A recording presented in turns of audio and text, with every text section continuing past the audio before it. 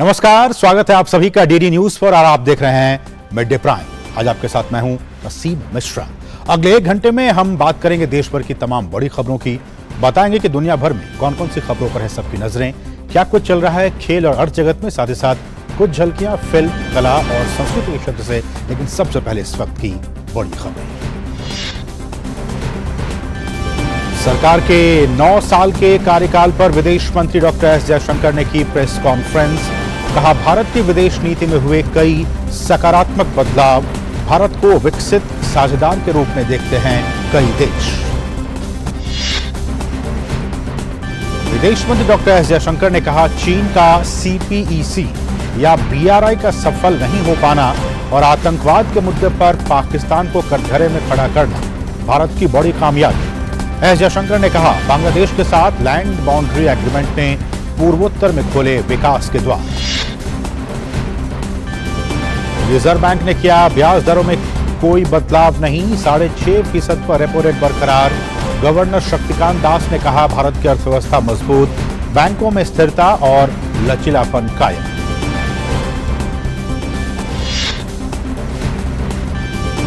RBI ने भारतीय बैंकों को रुपे फॉरेक्स कार्ड जारी करने की दी अनुमति। रिजर्व बैंक ने कहा, विदेशी ATM, POS मशीनों और विदेशों में ऑनलाइन पेमेंट के लिए रुपे फॉरेक्स कार्ड का किया जा सकेगा इस्तेमाल। सर्बिया यात्रा के दूसरे दिन आज राष्ट्रपति द्रौपदी मुर्मू का होगा औपचारिक स्वागत। अपने समकक्ष के साथ करेंगी प्रतिनिधिमंडल स्तर की बैठक। प्रधानमंत्री और नेशनल असेंबली के अध्यक्ष से भी करेंगी मुलाकात।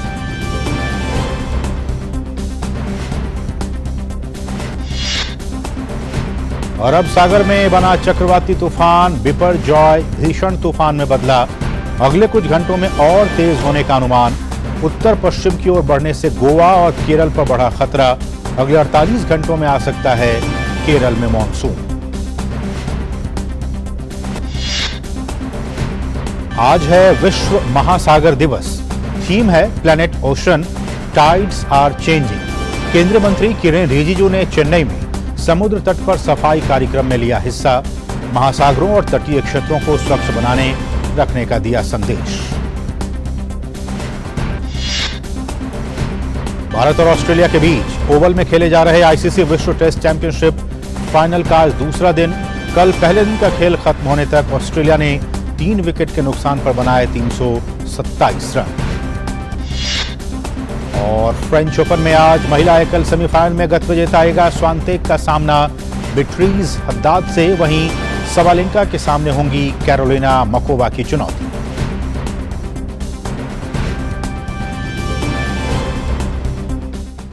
और अब बड़ी खबर।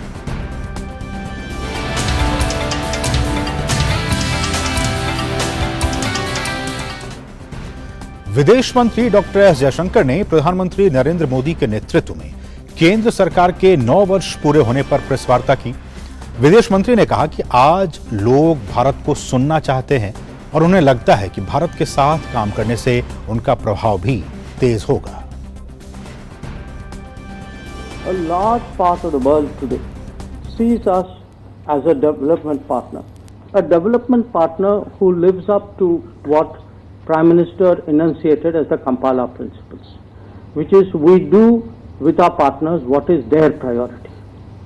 So it is, one part of it is the credibility, one part of it is also what is it we are doing. It is something which is important for them. They have determined what it is, or we have mutually determined what it is, and that I think today has very significantly enhanced our strategy. विदेश मंत्री ने यह भी कहा कि आज दुनिया विशेष रूप से ग्लोबल साउथ भारत को एक विकास के भागीदार के तौर पर देखता है। The world, especially the global south, perceives India as a development partner, as a credible, effective development partner with delivery on the ground.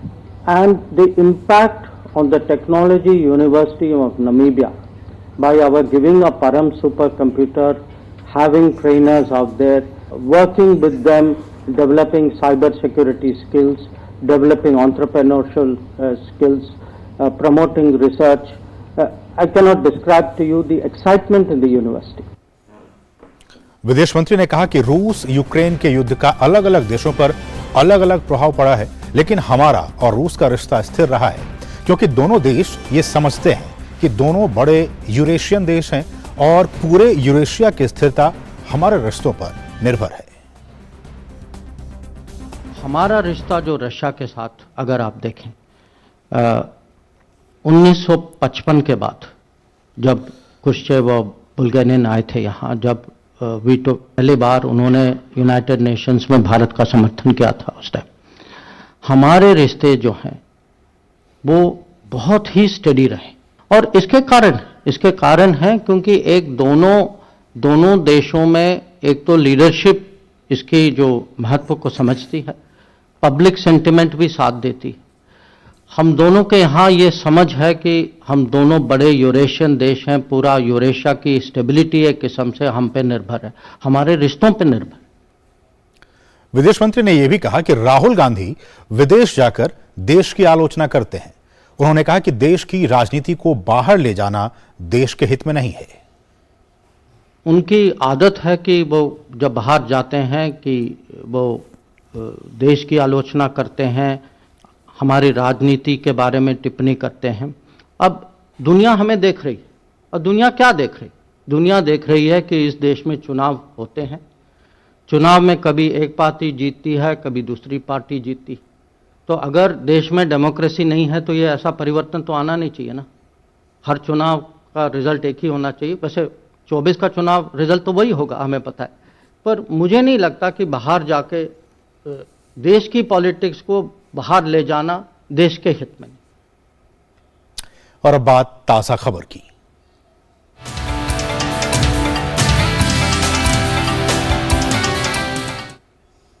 बात मौद्रिक नीति की। आरबीआई ने वित्त वर्ष 2023-24 की दूसरी मौद्रिक नीति जारी कर दी है।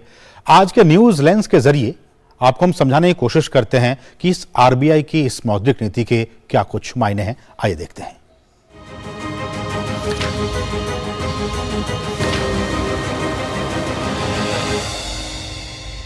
भारतीय रिजर्व बैंक यानी कि आरबीआई ने वित्त वर्ष 2023-24 की दूसरी मौद्रिक नीति जारी कर दी है।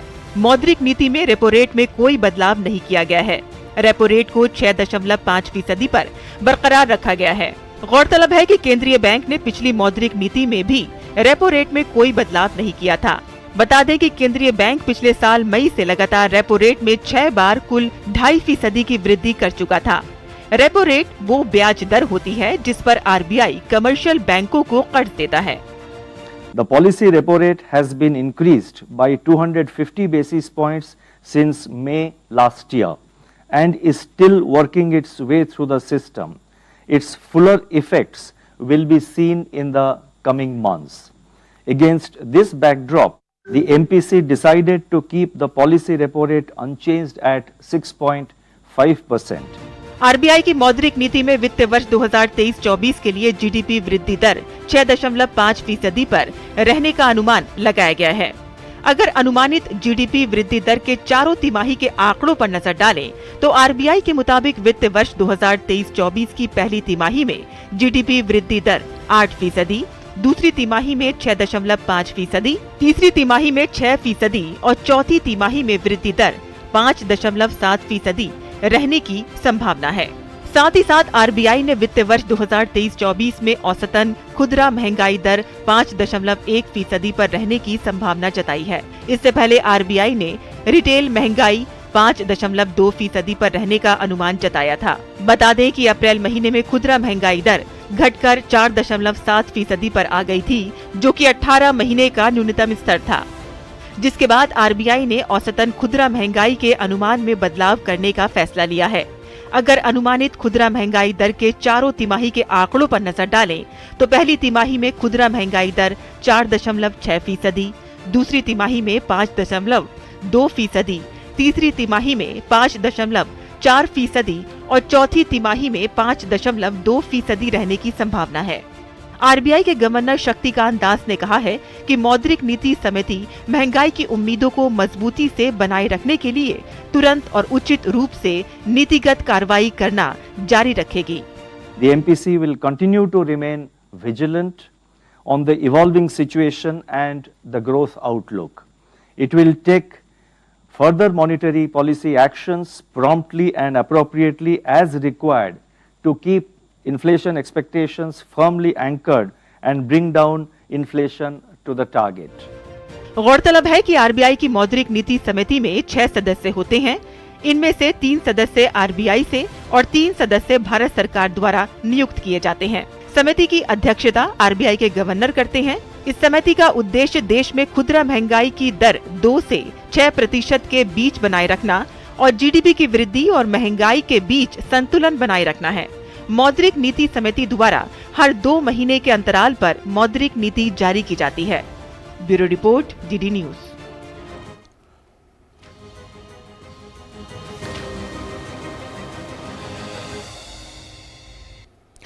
और आरबीआई ने एक बड़ा फैसला करते हुए बताया है कि अगर आपके पास रुपे कार्ड है तो आप विदेश में आसानी से भुगतान कर सकेंगे। भारतीय बैंकों को रुपे फॉरेक्स कार्ड जारी करने की अनुमति दे दी गई है। आरबीआई के गवर्नर शक्तिकांत दास ने कहा है कि विदेशी एटीएम, पीओएस मशीनों और विदेशों में ऑनलाइन पेमेंट के लिए रुपे फॉरेक्स कार्ड का इस्तेमाल किया जा सकेगा।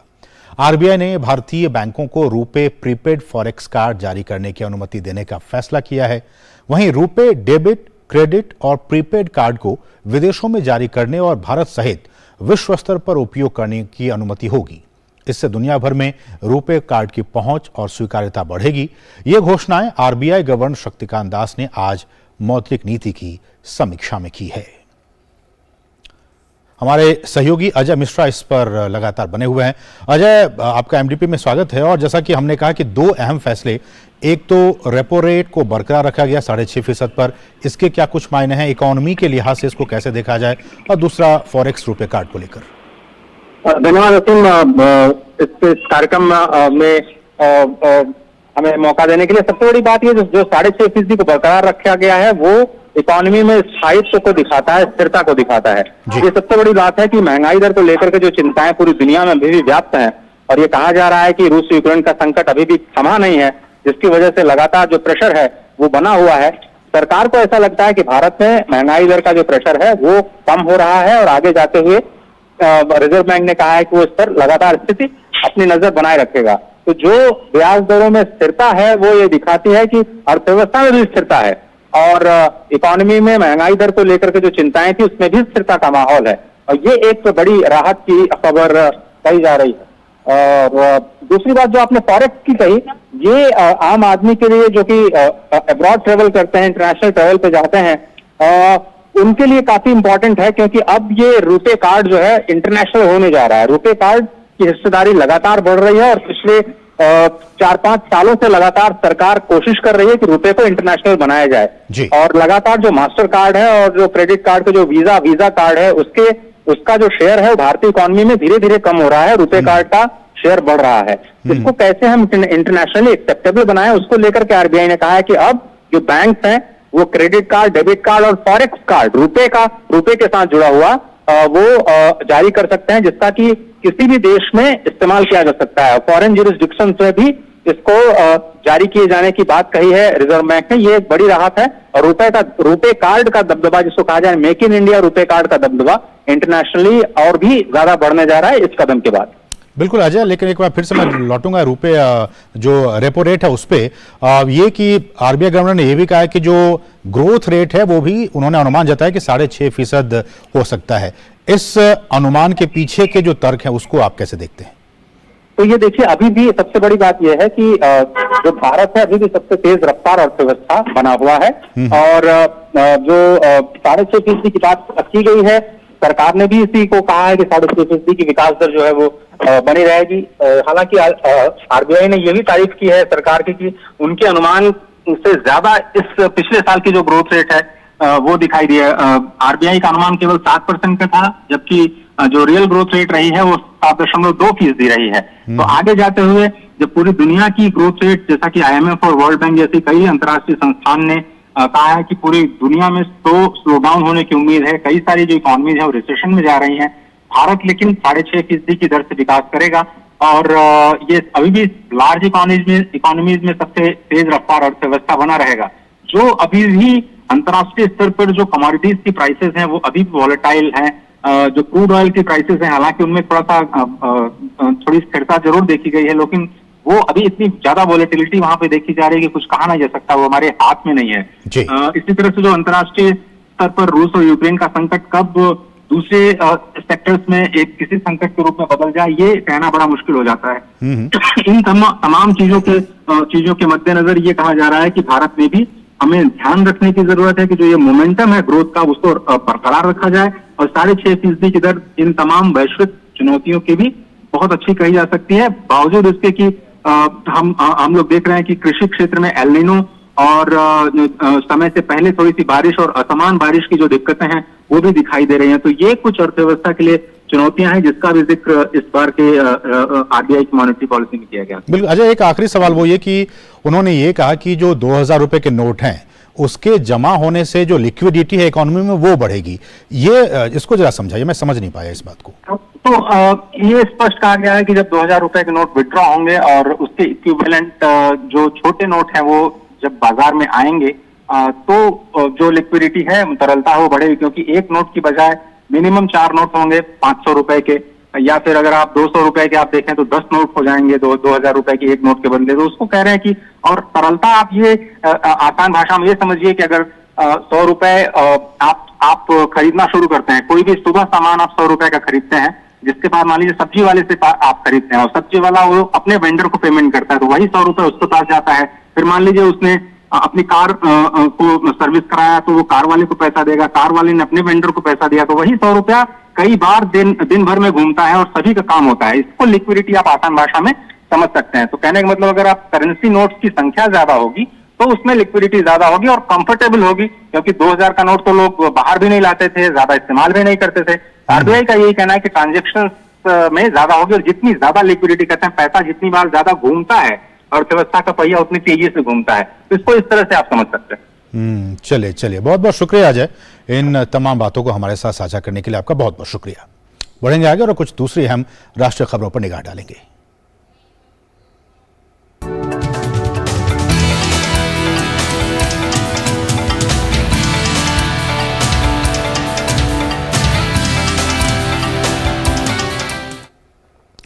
राष्ट्रपति द्रौपदी मुर्मू की सर्बिया यात्रा का आज दूसरा दिन है। भारत के किसी भी राष्ट्रपति की ओर से पहली बार सर्बिया का दौरा किया जा रहा है और यह कई मायनों में बहुत ही महत्वपूर्ण है। आज राष्ट्रपति मुर्मू का सर्बिया की राजधानी बेलग्रेड में औपचारिक तौर पर स्वागत किया जाएगा। इसके बाद राष्ट्रपति अपने समकक्ष सर्बिया के राष्ट्रपति अलेक्जेंडर वुसिक के साथ आज प्रतिनिधिमंडल स्तर की वार्ता करेंगी। इस दौरान भारत और सर्बिया के परस्पर हितों के बारे में बातचीत होगी। इसके अलावा राष्ट्रपति मुर्मू सर्बिया के प्रधानमंत्री और नेशनल असेंबली के स्पीकर के साथ भी मुलाकात करेंगी। माउंट अवाला में एक वीर स्मारक पर माल्यार्पण भी अर्पित करेंगी। उनकी यात्रा का उद्देश्य व्यापार अवसरों की संभावनाओं का पता लगाने के लिए दोनों देशों के व्यापारिक समुदायों को प्रोत्साहित करना है। भारत और सर्बिया के बीच ऐतिहासिक मैत्रीपूर्ण संबंध रहे हैं और राष्ट्रपति का यह दौरा इन संबंधों को और भी मजबूती प्रदान करेगा। और इससे पहले कल बेलग्रेड में राष्ट्रपति द्रौपदी मुर्मू ने भारतीय समुदाय के साथ संवाद किया। उन्होंने सर्बिया और भारत के बीच ऐतिहासिक संबंधों का जिक्र किया। राष्ट्रपति ने दोनों देशों के बीच संबंधों में और मजबूती लाने की बात कही। राष्ट्रपति ने कहा कि भारत इस दशक के अंत से पहले विश्व की तीसरी सबसे बड़ी अर्थव्यवस्था बनने की राह पर अग्रसर है। भारत और सर्बिया दोनों प्राचीन देश हैं। आधुनिक युग में सर्बिया के साथ भारत के संबंध विशेष रूप से नॉन अलाइंड मूवमेंट के संदर्भ में मजबूत हुई है। भारत और सर्बिया ने हमेशा एक दूसरे के हितों को समझा है। दोनों देश ने अक्सर प्रमुख क्षेत्रीय और वैश्विक मुद्दों पर अपने विचारों को साझा किया है। भारत के सस्टेनेबल डेवलपमेंट सहयोग कार्यक्रम में सर्बिया एक महत्वपूर्ण भागीदारी रहा है। ICT, management, finance, textiles, rural development, पर्यावरण, लोकतंत्र, योगा और आयुर्वेद के क्षेत्रों में हमारे आईटेक कैपेसिटी बिल्डिंग कार्यक्रम के तहत कई सर्बियन नागरिक प्रशिक्षण प्राप्त करके लाभान्वित हुए हैं। और यहाँ रुकें एक छोटे से ब्रेक के लिए। आप देखते रहिए डीडी न्यूज। अर्जुन, 10th में you made us really proud. अब आगे क्या सोचा है? पापा, मैंने IIT जाना है और इंजीनियर बनना है। थिंक IIT, थिंक विद्या मंदिर। समाज की बेड़ियां तोड़कर हासिल किए अनोखे मुकाम, उज्जवल भविष्य के स्वप्न के साथ उन्मुक्त गगन में भरी उड़ान, बाधाओं के बंधन काटकर साबित की अपनी पहचान। जो अपने बुलंद हौसलों से सामाजिक बेड़ियां तोड़कर लिख रही हैं वीरता की गाथाएं। मैं उन्मुक्त, मैं स्वच्छंद, मेरा ध्येय अनंत, मेरी दिशा अनंत। मिलिए इन प्रेरणादायक शख्सियतों से मेरे साथ कार्यक्रम तेजस्विनी में, सिर्फ DD न्यूज पर।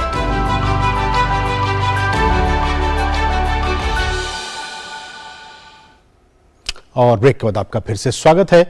अरब सागर के ऊपर बना चक्रवाती तूफान बिपरजॉय भीषण तूफान में बदल चुका है और अगले कुछ घंटों में इसके और तेज होने की आशंका है। मौसम विभाग की ओर से कहा गया है कि यह तूफान उत्तर से उत्तर पश्चिम की ओर बढ़ेगा। वैज्ञानिकों के मुताबिक आज सुबह 5:30 बजे गोवा से लगभग 860 किलोमीटर पश्चिम दक्षिण पश्चिम और मुंबई से 910 किलोमीटर दक्षिण पश्चिम में यह केंद्रित था और अब यह और भी तेज होगा। मौसम विभाग के अनुसार अगले 3 दिनों में यह तूफान उत्तर पश्चिम की ओर बढ़ेगा। हालांकि अभी तक भारत, ओमान, ईरान और पाकिस्तान सहित अरब सागर से सटे देशों पर इसके किसी बड़े प्रभाव को लेकर कोई पूर्वानुमान नहीं लगाया गया है। इस साल अरब सागर में आया यह पहला चक्रवाती तूफान है। वहीं मौसम वैज्ञानिकों ने अगले 48 घंटों के दौरान केरल में मानसून की धीमी शुरुआत होने और इसके दक्षिणी प्रायद्वीप के आगे कमजोर होने का भी अनुमान लगाया है और ऐसा चक्रवाती तूफान के कारण हो रहा है। हमारे सहयोगी तापस भट्टाचार्य इस खबर पर लगातार बने हुए हैं। तापस, आपका MDP में स्वागत है, मिड डे प्राइम में। और जैसा कि हम कह रहे हैं कि इस साल का, हालांकि सामान्यतः देखा जाता है कि बंगाल की खाड़ी में ज्यादातर तूफान आते हैं, लेकिन अरब सागर में इस साल का यह पहला चक्रवाती तूफान है। इस वक्त क्या कोई स्थिति है और किस तरह से तैयारियां, अगर ये जब भी हिट करेगा लैंड को, किस तरह की तैयारियां की गई हैं? देखिए, अभी लैंडफॉल यहाँ पे भारत में नहीं है, ये इनफैक्ट मूव कर रहा है नॉर्थ वेस्ट की तरफ और इसी के वजह से जो लैंडफॉल है वो नहीं होगा। खासतौर से जो तटवर्ती इलाके हैं, ये पाकिस्तान की तरफ इसका रुख ज्यादा है। दो इंपॉर्टेंट चीजें, तो जैसे मैंने कहा कि लैंडफॉल नहीं होगा, लेकिन मछुआरों को मना किया गया है कि समुद्र में ना जाए, क्योंकि ये वेरी सीवियर साइक्लोन कैटेगरी में तब्दील हो चुका है और इसी के चलते वार्निंग दी गई है मछुआरों को आसपास के जो तटवर्ती इलाके में वहां पे ना जाए। दूसरी बहुत अहम चीज है, इस चक्रवात के चलते जो मॉनसून था, साउथ वेस्ट मॉनसून, जो कि एक तरह से भारत और एग्रीकल्चर का एक बैकबोन माना जाता है, तो वो उसमें डिले आ गई है। 4 तारीख को आना था और आज 8 तारीख है, तो करीब 4 दिन का डिले इस वजह से हुआ है। आज मौसम विभाग ने इसकी पुष्टि कर दी है कि केरल में मानसून आ चुका है और यहाँ से शुरुआत हो चुकी है, लेकिन 4 दिन की जो देरी है ये इसी वजह से हुई है क्योंकि साइक्लोन जो था वो अरेबियन सी से जो मॉइस्चर है उसको अपनी तरफ खींच रहा था और इसी के चलते साउथ वेस्ट मानसून जो कि पहले अंडमान निकोबार आइलैंड की तरफ आ चुका था, उसको केरल में आने में इतना समय लगा क्योंकि मॉइस्चर जो उसका इंपैक्ट था वो नहीं आ पा रहा था। लेकिन अब चूंकि ये जो साइक्लोन है आगे की तरफ निकल चुका है, तो फिर से एक स्टेबल सिस्टम तैयार हुआ है जिससे मॉइस्चर साउथ वेस्ट मानसून को मिल रहा है। और मौसम वैज्ञानिक की माने तो सेंट्रल प्लेन्स में एक एवरेज मानसून रहेगा, तो किसी चीज की प्रॉब्लम होने की उम्मीद कम है। बंगाल और उसके आसपास के जो साइड है वहां पे थोड़ा कम मानसून का इम्पैक्ट हो सकता है। तापस, हमारे पास अपडेट ये आ रही है इस खबर को लेकर कि जो मानसून है वो केरल में आज उसने दस्तक दे दी है। जी बिल्कुल, यही मैंने कहा कि ये 4 तारीख को आना था। मौसम विभाग का प्रेडिक्शन था कि 4 तारीख को मानसून को आना था, लेकिन ये जो साइक्लोन का इम्पैक्ट रहा है, जो जैसे मैंने कहा कि जो अरेबियन सी से जो मॉइस्चर फीड होता है साउथ वेस्ट मानसून के सिस्टम में, वो साइक्लोन अपनी तरफ खींच रहा था, उसी के चलते डिले हुआ और इसी वजह से ये 4 की जगह अब 8 तारीख को ये मानसून केरल में आ चुका है और अब ये जो प्रोसेस है ये स्टार्ट हो चुका है। तो अभी तक जो मौसम वैज्ञानिक कह रहे हैं कि मानसून का इस पे कोई मेजर इंपैक्ट नहीं पड़ेगा। हाँ, डिले जरूर हुआ है 4 दिन का, लेकिन इतना इंपैक्ट नहीं पड़ेगा कि इसमें कोई कमी देखने को मिलेगी। इनफैक्ट कह रहे हैं कि सेंट्रल प्लेन्स और आसपास के जो सदर्न पार्ट है वहां पे ये एवरेज रहेगा मानसून। थोड़ा शायद जो नॉर्थ साइड जो ईस्टर्न साइड है बंगाल और उसके आसपास के इलाके वहां पे शायद मानसून थोड़ा कम रहे, लेकिन जो मेजर जो आसपास के इलाके सेंट्रल प्लेन्स और डाउन साउथ वो वहां पे मानसून नॉर्मल रहने का अनुमान है मौसम वैज्ञानिकों का। बिल्कुल, और ये भी कहा गया मौसम विभाग की तरफ से, हमने देखा था जब उन्होंने प्रेस कॉन्फ्रेंस की थी तापस, उन्होंने कहा था कि इस साल का जो मानसून है वो सामान्य कैटेगरी में उन्होंने इसको कैटेगराइज किया था। तो क्या इसका इम्पैक्ट हम कहें कि जब ये मानसून आगे की तरफ बढ़ेगा तो नॉर्मल हम देख सकते हैं इस बार मानसून? बिल्कुल, इनफैक्ट जब हमने बात की कि क्या साइक्लोन का क्या कुछ मेजर इंपैक्ट हो सकता है, तो हमने बताया गया कि साइक्लोन एक छोटा सा 3-4 दिन का इंपैक्ट लेके आता है, लेकिन ये जो मानसून है ये वर्ल्ड मूवमेंट होता है। साउथ वेस्ट मानसून जो है ये एक तरह से पूरे विश्व को इंपैक्ट करता है, तो इसमें इतना ज्यादा दिक्कत नहीं होगा। खासतौर से जो सदर्न साइड है और सेंट्रल पेनिनसुला का जो एरिया भारत का है जहां पे मानसून पे बहुत ज्यादा नजर रहती है, क्योंकि जो सबसे ज्यादा पैदावार होती है फसल की वो मानसून से इन जगहों पे ज्यादा इंपैक्ट करता है। तो ये जो जगह यहाँ पे मानसून सामान्य रहेगा और इस वजह से कोई दिक्कत का सामना भी नहीं करना पड़ेगा। लेकिन हाँ, डिले जरूर हुआ है इस साइक्लोन की वजह से 4 दिन का डिले है, लेकिन अब मानसून जो है सामान्य रहेगा और एक तरह से भारत के अर्थव्यवस्था के लिए बहुत ही ज्यादा महत्वपूर्ण है। बिल्कुल बिल्कुल। चलिए, बहुत बहुत शुक्रिया, थैंक यू तापस, इन तमाम ताजा अपडेट्स को हम तक पहुंचाने के लिए बहुत बहुत शुक्रिया आपका। बढ़ेंगे आगे। केंद्र में 9 साल का कार्यकाल पूरा होने पर सरकार की ओर से हर विभाग की उपलब्धियां बताई जा रही हैं। सेवा, सुशासन और गरीब कल्याण के 9 साल पर आज पीएम मोदी ने एक ट्वीट किया। सभी के लिए सस्ती और सुलभ स्वास्थ्य सेवा उपलब्ध कराने की दिशा में पीएम ने कहा कि एक स्वस्थ भारत के प्रति सरकार की अटूट प्रतिबद्धता ने स्वास्थ्य सेवा क्षेत्र में महत्वपूर्ण प्रगति की है। अब यह भी सुनिश्चित करेंगे कि कल्याण की इस यात्रा में कोई भी भारतीय पीछे ना रहे। वहीं महिला और बाल विकास मंत्री स्मृति ईरानी ने सरकार के 9 साल के कार्यों पर आज एक प्रेस वार्ता कर जानकारी दी। उन्होंने कहा कि पोषण अभियान जो 4 दशकों से चल रहा है, पीएम मोदी ने योजनाओं की पारदर्शिता और सही संचालन के लिए 11 लाख मोबाइल आंगनबाड़ी कार्यकर्ता को वितरित किए गए। सबसे बड़ा प्रश्न ये कि 4 दशकों से चलने वाली स्कीम में बच्चा सुपोषित है या नहीं, उसको प्रमाणित करने के लिए हर आंगनबाड़ी में मेजरिंग डिवाइस की व्यवस्था नहीं थी। प्रधानमंत्री मोदी जी ने न सिर्फ मेजरिंग डिवाइस की व्यवस्था करवाई, बल्कि साथ ही हर आंगनबाड़ी को स्मार्टफोन से जोड़ा। आज ये कहने में हमें कतई संकोच नहीं कि देश भर में 11 लाख स्मार्टफोन्स हर आंगनवाड़ी कार्यकर्ता को वितरित हो चुके हैं। ग्रोथ मॉनिटरिंग डिवाइस 12 लाख देश भर में वितरित हो चुके हैं।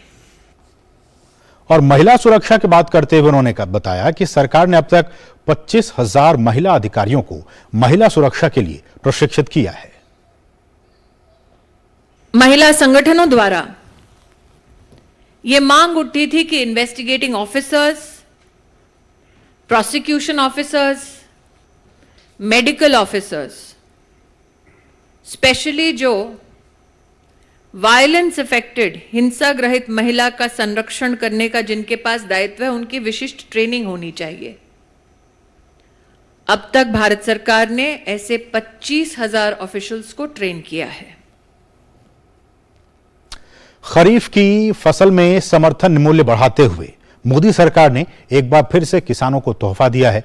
सरकार ने मूंगफली पर 9%, तिल पर 0.3%, धान पर 7%, ज्वार, बाजरा, रागी, मेज, अरहर, दाल, उड़द दाल, सोयाबीन और सूरजमुखी बीज पर साल 2023-24 के लिए लगभग 6 से 7% की वृद्धि की है। एमएसपी में कैबिनेट में धान का एमएसपी 143 रुपए से बढ़ाकर साल 2023-24 के लिए 2183 रुपए प्रति क्विंटल कर दिया है। खरीफ की फसलों पर एमएसपी में वृद्धि होने के बाद तेलंगाना के किसानों ने केंद्र सरकार के इस फैसले का जमकर स्वागत किया है। केंद्र सरकार ने फसलों का रेट बढ़ाया, बहुत अच्छी बात है। धान का, मूंगफली का और भी बढ़ाना चाहिए, फिर भी ठीक है। साल में एक बार ऐसे बढ़ाने से किसान भी थोड़ा अच्छे रह सकते हैं, थोड़ा बहुत पैसे भी कमा सकते हैं। अभी केंद्र सरकार ने धान को 1 क्विंटल को 143 रुपये बढ़ाया। हम इसके लिए नरेंद्र मोदी को धन्यवाद बताना चाहते हैं। तो कैबिनेट ने आपने देखा कि किस तरह से जो खरीफ की फसलें हैं उसका जो न्यूनतम समर्थन मूल्य है उसमें बढ़ाने की ये घोषणा की है। बढ़ेंगे आगे। जम्मू कश्मीर के उपराज्यपाल मनोज सिन्हा ने आज श्री वेंकटेश्वर स्वामी मंदिर का उद्घाटन किया। यह मंदिर भगवान विष्णु के एक रूप वेंकटेश्वर को समर्पित है। मंदिर को तिरुमाला मंदिर, तिरुपति मंदिर, तिरुपति बालाजी मंदिर जैसे अन्य नामों से भी जाना जाता है। 62 एकड़ भूमि में फैले इस मंदिर को 2 चरणों में 33.22 करोड़ रुपए की लागत से पूरा किया गया है। वहीं प्रतिष्ठित परियोजनाओं में कई तीर्थ सुविधाएं और अन्य शैक्षणिक और विकासात्मक बुनियादी ढांचे मसलन वेद पाठशाला, कक्षाएं, छात्रावास भवन, स्टाफ क्वार्टर, तीर्थयात्रियों के लिए सुविधा परिसर, कल्याण मंडपम, वाहन मंडपम जैसे सुविधाएं शामिल हैं। मैं माननीय प्रधानमंत्री जी के एक भारत श्रेष्ठ भारत की अनमोल भावना से देख रहा हूं इस पवित्र मंदिर के निर्माण हेतु टीटीडी बोर्ड ने जो काम किया है उनके प्रति भी मैं हृदय से कृतज्ञता ज्ञापित करना चाहता हूं। शेषाचलम पर्वतों से भगवान वेंकटेश्वर शिवालिक की पहाड़ियों तले स्वयं जम्मू कश्मीर वासियों के कल्याण के लिए आए।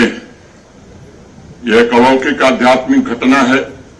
माता वैष्णो देवी, बाबा अमरनाथ तथा मां शारदा के ऊर्जा क्षेत्र जम्मू कश्मीर में भगवान वेंकटेश्वर के चरण रज सभी सर्वजन के कल्याण हेतु पड़े। आज विश्व महासागर दिवस है। इस मौके पर आज चेन्नई में केंद्रीय मंत्री किरेन रिजिजू ने समुद्र तट पर सफाई कार्यक्रम में हिस्सा लिया। इस साल विश्व महासागर दिवस की थीम है planet ocean tides are changing. विश्व महासागर दिवस मनाने का मुख्य मकसद विश्व में महासागरों के महत्व के बारे में जागरूकता फैलाना है। इसके अलावा महासागर से जुड़े पहलुओं मसलन खाद्य सुरक्षा, बायोडायवर्सिटी, पारिस्थितिकी संतुलन और क्लाइमेट चेंज पर प्रकाश डालना है। इस दौरान केंद्रीय मंत्री किरेन रिजिजू ने कहा कि विश्व महासागर दिवस के अवसर पर पृथ्वी विज्ञान मंत्रालय के नेतृत्व में विभिन्न संगठन चेन्नई में न केवल समुद्र तटों को साफ करने के लिए एकत्र हुए हैं बल्कि ये संदेश भी दे रहे हैं कि कैसे हमारे महासागरों और तटीय क्षेत्रों को स्वच्छ रखा जाए। On this very important World Ocean Day, how to keep our beaches clean, how to make the entire coastal lines, entire coastal regions of India clean and also sustainable, and also to ensure that all our activities are very friendly to the lives which are existing in the ocean, because the lives in ocean is directly connected with the lives of the human being. Offshore, onshore, we are connected to each other. Madhya Pradesh के सीधी जिले में आज सुबह शहर कोतवाली क्षेत्र में एक ट्रक और जीप के बीच की आमने सामने की टक्कर में 7 लोगों की मौत हो गई। सूचना मिलने पर 3 थानों की पुलिस मौके पर पहुंची है। यह हादसा सुबह करीब 10:15 बजे हुआ। जीप में सवार लोग सीधी की ओर आ रहे थे। सीधी से नगरी की तरफ जा रहे बलकर से जीप की भिड़ंत हो गई। मौके पर पुलिस और प्रशासन के अधिकारी पहुंच गए। राहत और बचाव कार्य शुरू कर दिया गया। घायलों को जिला अस्पताल पहुंचाया जा रहा है। और अब बात अफवाहों पर लगाम लगाने की। सोशल मीडिया पर वायरल हुए एक पत्र में यह दावा किया जा रहा है कि नेशनल एग्जिट टेस्ट 2023 के दूसरी छमाही में कार्रवाई की जाएगी। पीआईबी ने अपने फैक्ट चेक ट्विटर हैंडल से इस खबर की सच्चाई बताई है। पीआईबी फैक्ट चेक के मुताबिक ये खबर पूरी तरह से फर्जी और निराधार है। राष्ट्रीय आयुर्विज्ञान आयोग ने इस तरह का कोई पत्र जारी नहीं किया है। हम अपने दर्शकों से भी अनुरोध करते हैं कि वो अफवाहों से बचें और सोशल मीडिया पर वायरल हो रही किसी भी खबर या वीडियो की सत्यता को हमेशा जांचें। अनावश्यक वायरल होने वाले संदेशों से हमेशा बचकर रहें। और यहां रुकें एक और छोटे से ब्रेक के लिए। आप देखते रहिए डीडी न्यूज। अर्जुन, 10th में you made us really proud. अब आगे क्या सोचा है? पापा, मैंने आईआईटी जाना है और इंजीनियर बनना है। Think IIT, think विद्या मंदिर।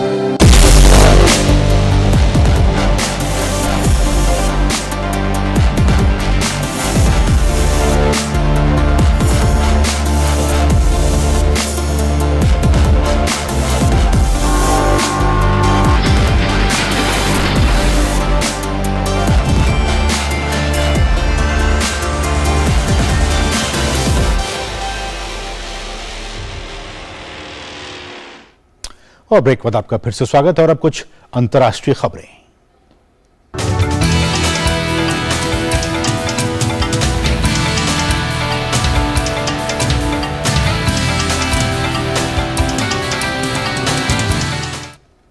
खबर बांग्लादेश से है, जहां इन दिनों बिजली संकट से वो देश जूझ रहा है। राजधानी ढाका और देश के कई अन्य हिस्सों में बड़े पैमाने पर बिजली की कमी देखी जा रही है।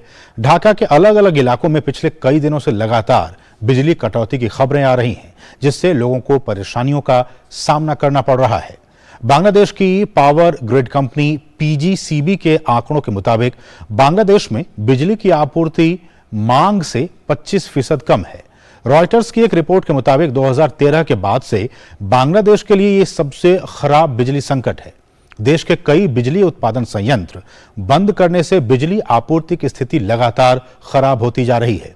बीते सोमवार को तकनीकी कारणों से 50 बिजली संयंत्र बंद कर दिए गए। वहीं 51 बिजली संयंत्र ईंधन की कमी के कारण ठीक से बिजली उत्पादन नहीं कर पा रहे हैं। इसके अलावा लू और विदेशी मुद्रा की कमी जैसी समस्याओं ने स्थिति को और भी बिगाड़ दिया है। लू के प्रकोप को देखते हुए प्राथमिक स्कूलों को बंद कर दिया गया है। इसके साथ ही पिछले 12 महीनों के दौरान बांग्लादेश की मुद्रा टका के मूल्य में 15% से अधिक की गिरावट आई है। देश का विदेशी मुद्रा भंडार इस साल मई में घटकर 30.96 अरब डॉलर रह गया, जो कि पिछले साल जुलाई में 45 अरब डॉलर से अधिक था। बिजली संकट पर प्रधानमंत्री शेख हसीना ने आश्वासन दिया है कि अगले 10 से 15 दिनों में स्थिति सामान्य हो जाएगी। हमारे सहयोगी राजेश झा इस वक्त ढाका से लाइव अपडेट के साथ मौजूद हैं। झा जी, आपका स्वागत है हमारे इस एमडीपी कार्यक्रम में। और जैसा कि ये खबर निकल कर आ रही है बांग्लादेश से कि एक तो जो मांग है वो आपूर्ति से कहीं ज्यादा है, एक बात ये। दूसरी बात हमने ये कही कि जो तकनीकी खराबी है उसकी वजह से 50 प्लांट्स बंद हैं और 51 प्लांट्स में भी कुछ समस्याएं हैं, जिसकी वजह से जो सप्लाई होनी चाहिए थी वो नहीं हो पा रही है। आखिर इसके पीछे के कारण क्या है, आप देखते हैं? असीम, कुछ आपने जैसा आपने समाचार में बताया कि कई लेवल पे समस्याएं यहाँ पे हैं। पहली समस्या तो ये है कि पूरे देश में जितने पावर प्लांट हैं उनमें से कई के लिए कोयले की सप्लाई में बाधा आ है। जैसे बताया कि यहाँ का जो पायरा पावर प्लांट है जो तकरीबन 1200 मेगावाट बिजली उत्पादन करता है, उसके 2 यूनिट्स अभी बंद है और कहा जा रहा है कि अगले 3 सप्ताह के बाद उसमें कोयले की सप्लाई पूरी होगी, फिर वो प्लांट खुल सकेंगे। ऐसे ही कुछ दिन पहले भारत ये रामपाल पावर प्लांट है जिसको बनाने में भारत ने सहयोग दिया था, वहां भी कुछ दिनों के लिए पावर सप्लाई बंद हो गई थी क्योंकि कोयले की आपूर्ति पूरी नहीं हो रही। कोयले की आपूर्ति के कमी के पीछे 2 कारण हैं।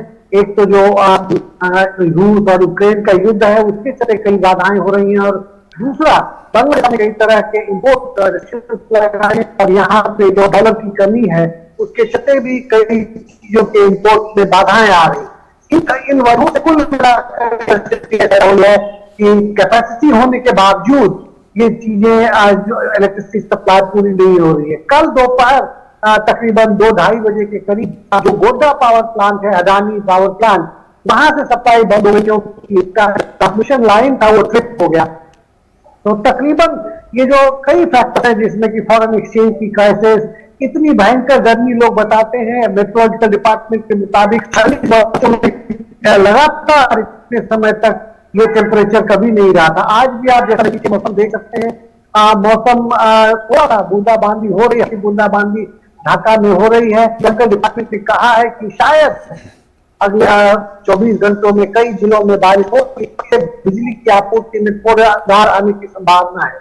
लेकिन इस भयंकर गर्मी के चलते भी जो डिमांड बिजली की है, जिसके चलते अनेक इलाकों से रात भर बिजली 1 घंटे आती है, 1 घंटे जाती है, कई घंटों तक। आधिकारिक रूप से कहा जा रहा है कि 3 घंटे रोज ये लोड शेडिंग हो रही है, लेकिन कई इलाकों से मुझे व्यक्तिगत सूचना मिलती रही है कि कहीं उससे कहीं ज्यादा बिजली की कमी की जा रही है। लेकिन झाजी ये जो पावर कट है, चूंकि हम जानते हैं कि गारमेंट सेक्टर एक बहुत बड़ा सेक्टर है बांग्लादेश में, जो तमाम बाकी जो इंडस्ट्री है, जो उद्योग हैं, उस पर इस पावर कट का कितना इंपैक्ट वहां पड़ रहा है? देखिए, जो यहाँ पे गारमेंट फैक्ट्रीज है उनमें भी पावर जो गैस के थ्रू वो चलती हैं, और गैस का सप्लाई गवर्नमेंट के जो कई इसके गैस उत्पादन होता है उन वेल से कई मेजर पावर प्लांट जो है वो सीधे गैस लेते हैं वहां से। तो चलने वाले जो रेडीमेड गारमेंट फैक्ट्री है वहां चुके उन्होंने जाकर बांग्लादेश सरकार का प्रावधान किया है कि फैक्ट्री डायरेक्ट गैस सप्लाई ले सकती है। उन्होंने अपना बिजली संयंत्र अंदर लगा रखा है, तो वहां भी समस्याएं आ रही है। कई फैक्ट्रीज को पूरी तरह से बिजली सप्लाई, सरकारी जो बिजली सप्लाई उस पर निर्भर करना पड़ता है, तो उन्हें सफर करना पड़ रहा है। लेकिन जो बड़ी आरएनजी फैक्ट्री है उन्होंने गैस सप्लाई ले रखी है, डायरेक्ट लाइन, तो गैस सप्लाई अभी तक उस तरह से बाधित नहीं हुए। हालांकि घरों में जाने वाले गैसों के गैस की सप्लाई थोड़ी बाधित हुई। लेकिन झाजी, वहां के जो पीएम हैं शेख हसीना, उनका कहना है कि हफ्ते 10 दिन में सारी चीजें ठीक हो जाएंगी। ऐसे में मेरा सवाल कि क्या बांग्लादेश, चूंकि आपने कहा कि वहां के जो इंडस्ट्रीज हैं, जो बिजली उत्पादन करते हैं, उसको भी बनाने में भारत ने हेल्प किया है फाइनेंशियली। ऐसे में क्या आपको लगता है कि शेख हसीना, अगर कोल की कमी है तो वो भारत के सामने इस बात को रख सकती है कि हमें आप कोल इंपोर्ट कीजिए? देखिए, मुझे इसके बारे में कोई आधिकारिक सूचना नहीं है, लेकिन इस तरह के आयातों के बारे में एक प्रक्रिया होती है जिसे पूरा होने में समय लगता है।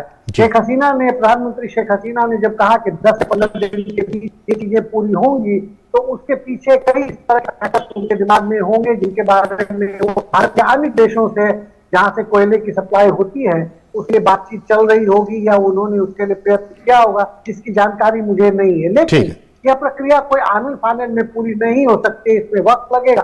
फिलहाल अगर परिस्थितियां बेहतर होने वाली होंगी तो थोड़ा मौसम के बेहतर होने से और कुछ जो सरकार की तरफ से कोशिशें की जा रही है कोयले की सप्लाई बढ़ाने के लिए, उसे अपना आश्वासन दिया गया है, तो हम ये मान सकते हैं कि जल्द ही इस समस्या में थोड़ा सुधार अवश्य होगा। पूरी तरह से ये दूर हो पाएगा इतनी जल्दी कि नहीं, इसके बारे में अनुमान लगाया जा। चलिए झाजी, बहुत बहुत शुक्रिया आपका इन तमाम ताजा अपडेट्स को ढाका से हम तक पहुंचाने के लिए। आपका बहुत बहुत शुक्रिया, बहुत बहुत शुक्रिया।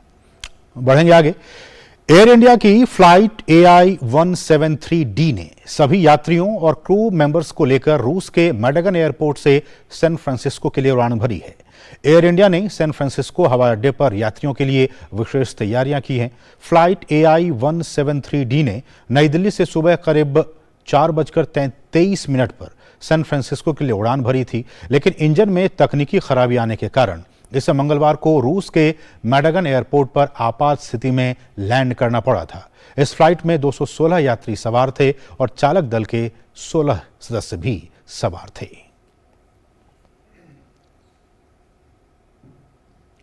भारत अमेरिका सामरिक व्यापार वार्ता की पहली बैठक वाशिंगटन डीसी में आयोजित की गई।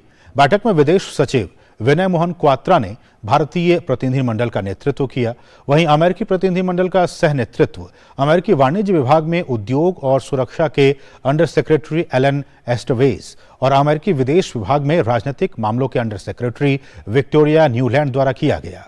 इस दौरान सेमीकंडक्टर, अंतरिक्ष, दूरसंचार, क्वांटम, आर्टिफिशियल इंटेलिजेंस, रक्षा और बायोटेक जैसे अहम क्षेत्रों में प्रौद्योगिकियों के विकास और व्यापार को सुगम बनाने के तौर तरीकों पर चर्चा हुई।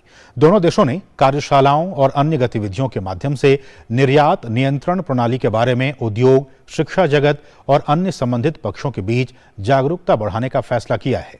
इसके अलावा दोनों देश एक नियमित निगरानी समूह स्थापित करने पर भी सहमत हुए, जो द्विपक्षीय उच्च तकनीकी व्यापार और प्रौद्योगिकी साझेदारी में सहयोग को गहरा करने में प्रगति की समीक्षा करेगा। भारत अमेरिका व्यापक वैश्विक सामरिक साझेदारी को मजबूत करने के मकसद से बातचीत जारी रखने पर भी सहमति बनी है।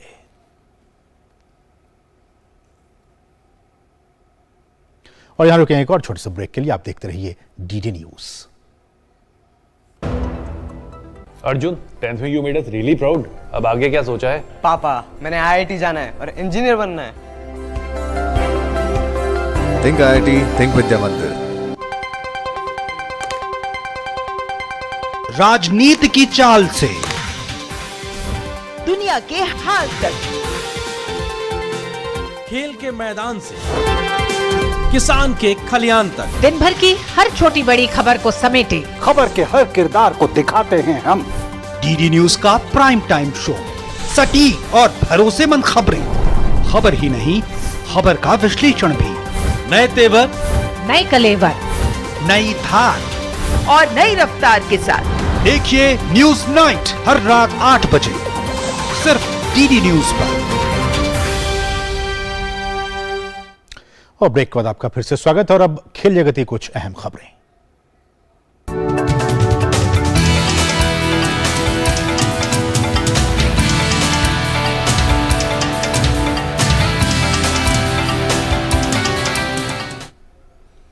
और हमारे खेल सहयोगी गौरव इस वक्त स्टूडियो में पहुंच चुके हैं। गौरव, नमस्कार। नमस्कार असीम। और खेल की खबरों की शुरुआत करेंगे विश्व टेस्ट चैंपियनशिप की खबरों के साथ।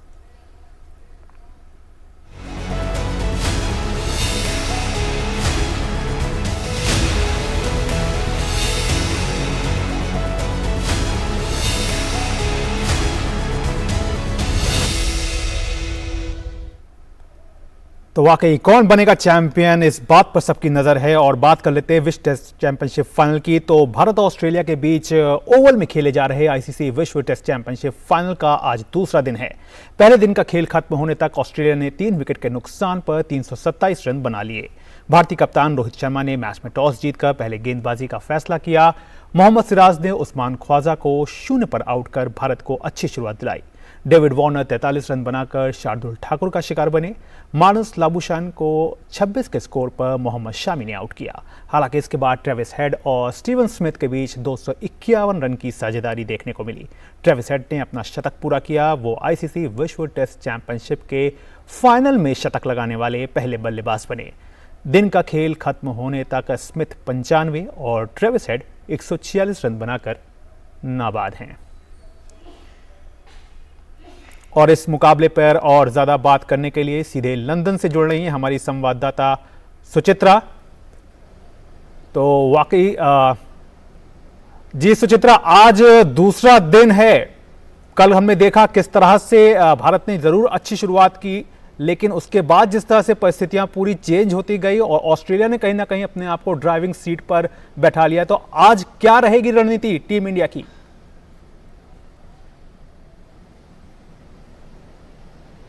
जी बिल्कुल गौरव, भारत के जो गेंदबाजी कोच हैं पारस महामरे, कल मैच के बाद जब वो प्रेस कॉन्फ्रेंस में आए तो उन्होंने भी माना कि कहीं ना कहीं रणनीति में चूक हुई भारतीय गेंदबाजों से। उन्होंने ये भी बताया कि जो भारतीय कोच हैं उनकी और जो भारतीय कप्तान है रोहित शर्मा, उनकी दोनों की जो अप्रोच थी उसमें लेकर थोड़ा शायद तालमेल नहीं था। उन्होंने सोचा था कि हम ट्रेविस हेड को शुरू से ही शॉर्ट गेंद करके टारगेट करते हैं, लेकिन रोहित शर्मा को शायद लगा कि ये ठीक नहीं होगा उस सिचुएशन में, उस वक्त के हिसाब से।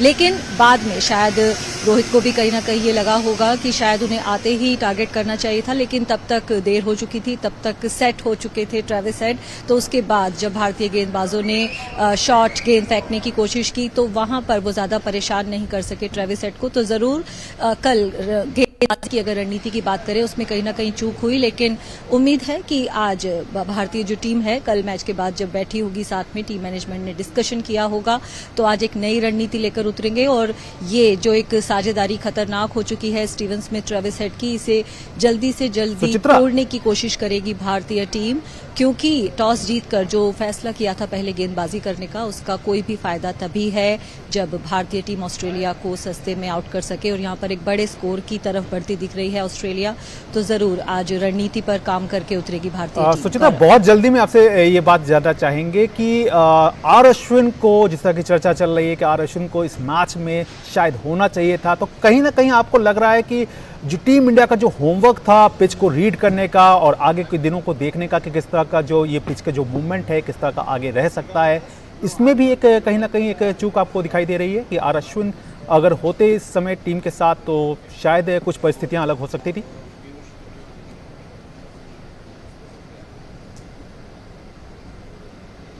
जी बिल्कुल गौरव, लगातार सवाल उठ रहे हैं कि आर अश्विन को क्यों नहीं खिलाया गया। इसके पक्ष में विपक्ष में हर तरह के तर्क हैं। यही कहा जा रहा है कि उस वक्त की जो कंडीशंस थी, जिस तरह से ओवरकास्ट कंडीशंस थी, आसमान में बादल छाए हुए थे और पिच पर भी कुछ घास नजर आ रही थी, उसे देखते हुए रोहित शर्मा ने जो फैसला लिया था 4 तेज गेंदबाज खिलाने का, वो सही फैसला था। और आर अश्विन के पिछले प्रदर्शन को देखते हुए कहा जा रहा है कि ऑस्ट्रेलिया के खिलाफ अच्छा प्रदर्शन करते हैं, इसलिए उन्हें जरूर टीम में लिया जाना चाहिए था। लेकिन जो रिकॉर्ड्स होते हैं वो सिर्फ रिकॉर्ड होते हैं। अगर हम उमेश यादव को भी देखें तो उमेश यादव ने 2021 में जब भारत ने ओवल में इंग्लैंड को हराया था, उस मैच में सबसे अच्छे गेंदबाज जो हैं वो उमेश यादव साबित हुए थे। लेकिन कल के अगर हम दिन के खेल को देखें तो उमेश यादव बिल्कुल भी प्रभावशाली दिखाई नहीं दिए। पूरे दिन में सिर्फ 14 ओवर किए उमेश यादव ने। तो जो पुराने रिकॉर्ड्स हैं उनके आधार पर हम ये नहीं कह सकते कि किसी खिलाड़ी ने पिछले इतिहास में जो प्रदर्शन किया है उसी प्रदर्शन को वो हमेशा दोहराने में कामयाब रहेगा। लेकिन हाँ, उस वक्त की जो परिस्थितियां हैं, उस वक्त की जिस तरह की पिच दिख रही थी, जिस तरह से आसमान में बादल थे, उसे देखते हुए 4 गेंदबाजों के साथ जाने का जो फैसला था वो एकदम सही था। हालांकि उसके बाद स्थिति पलट गई, उसके बाद धूप भी खिलाई, तो उस वक्त के हिसाब से वो फैसला ठीक था। लेकिन क्रिकेट का खेल यही होता है, परिस्थितियां चेंज होती रहती हैं। चलिए सुचित्रा, बहुत बहुत आपका शुक्रिया और उम्मीद यही करेंगे क्योंकि इंग्लैंड में मौसम जो है वो पल पल बदलता है, तो यकीनी तौर पर यही अब उम्मीद करनी होगी कि भारत ने जो अपना फैसला लिया 4 गेंदबाजों को पेसर्स के साथ उतरने का, वो कहीं ना कहीं सफल रहे। बहरहाल आपने जानकारी दी, इसके लिए आपका बहुत बहुत शुक्रिया। अब रुक कर लेते हैं फ्रेंच ओपन का। साल के दूसरे ग्रैंड स्लैम फ्रेंच ओपन में आज महिला एकल के सेमीफाइनल मुकाबले खेले जाएंगे। पहले सेमीफाइनल में दूसरी वरीयता प्राप्त आर्यन साबालेंका का सामना गैर वरीयता प्राप्त कैरोलिना मकोवा से होगा। साबालेंका ने क्वार्टर फाइनल में जहां एलिना स्वितलोना को हराया था, वहीं मकोवा ने अनास्तासिया पाव्लिनचिकोवा को हराकर अंतिम 4 में प्रवेश किया।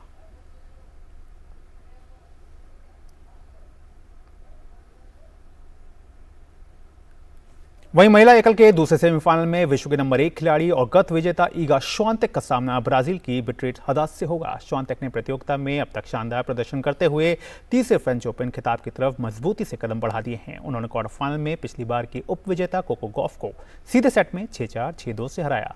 वहीं पहली बार किसी ग्रैंड स्लैम के सेमीफाइनल में पहुंची बिट्रीट हदाद ने क्वार्टर फाइनल में 7वीं वरीयता प्राप्त ट्यूनीशिया की ओन ज़बीर को हराने में सफलता पाई। उन्होंने मुकाबले को 3-6, 7-6 और 6-1 से अपने नाम किया। और अब बात कर लेते हैं अर्जेंटीना के स्टार स्ट्राइकर लियोनेल मेसी की। अर्जेंटीना के स्टार फुटबॉलर लियोनेल मेसी अगले फुटबॉल सीजन में अमेरिका के क्लब इंटर मियामी से खेलते नजर आएंगे।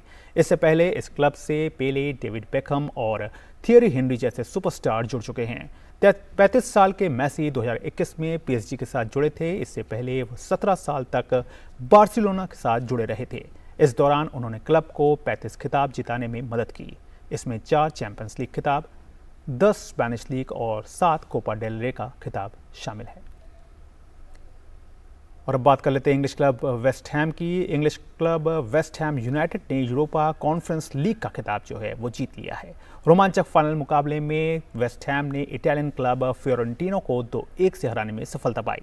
43 साल में यह पहला मौका है जब वेस्ट हैम ने कोई बड़ा खिताब अपने नाम किया है। पहले हाफ में कोई भी टीम गोल नहीं कर पाई। मैच के 62वें मिनट में वेस्ट हैम ने सईद बनरहामा के पेनल्टी के जरिए गोल की मदद से 1-0 की बढ़त ले ली। हालांकि 5 मिनट बाद ही इटालियन क्लब ने जवाबी हमला बोला और बोनवेंचुरा ने गोल करके मैच को 1-1 से बराबर कर दिया। अतिरिक्त समय की तरफ बढ़ रहे मुकाबले में वेस्ट हैम ने बोवन ने 90वें मिनट में गोल करके टीम को रोमांचक जीत दिला दी। इसी के साथ प्रीमियर लीग में 14वें स्थान पर रहने वाले वेस्ट हैम ने एक इतिहास भी रच दिया। वो लीग में निचले पायदान पर रहकर कोई यूरोपीय खिताब जीतने वाली पहली टीम बन गई। तो असीम, ये थी खेल जगत से जुड़ी हुई तमाम बड़ी खबरें, लेकिन वापस एक बार फिर से आपके पास। बहुत बहुत शुक्रिया गौरव, इन तमाम खेल की जगत की तमाम अपडेट्स को हमारे दर्शकों तक पहुंचाने के लिए आपका बहुत बहुत शुक्रिया। तो इसके साथ ही मिड डे प्राइम के आज के संग में बस इतना ही। मुझे और हमारी पूरी टीम को दीजिए अनुमति। नमस्कार।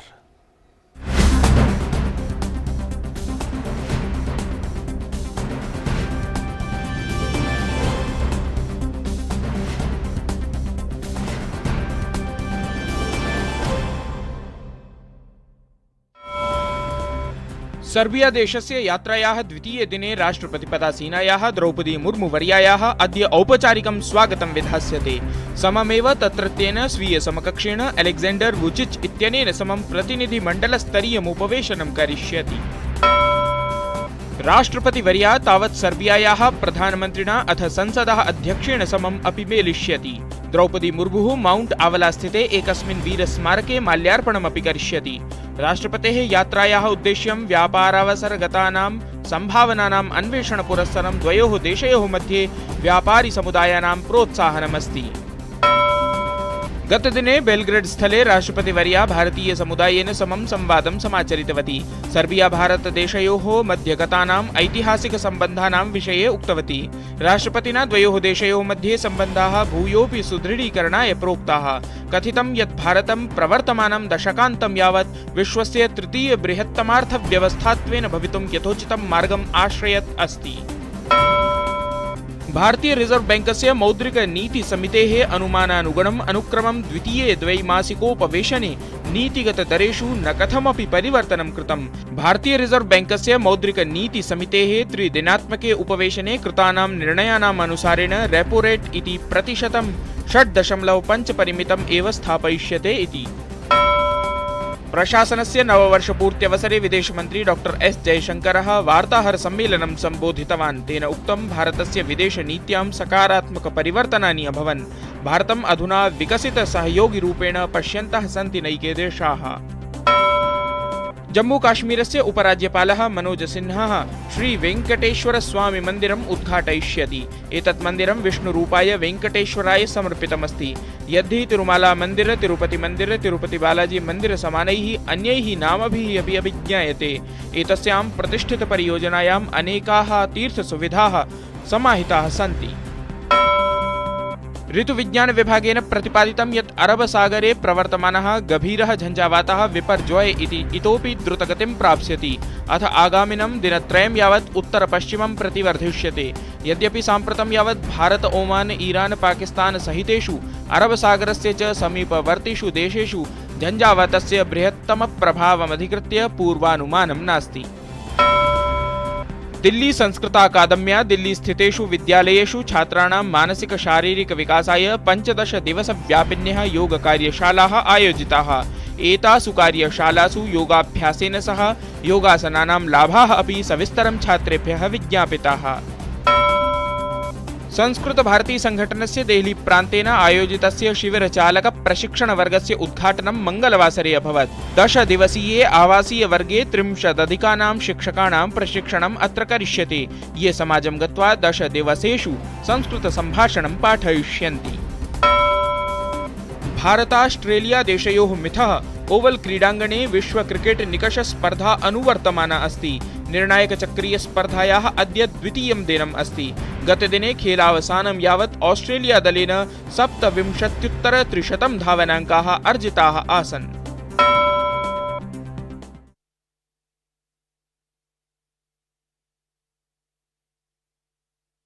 एकमात्र साप्ताहिक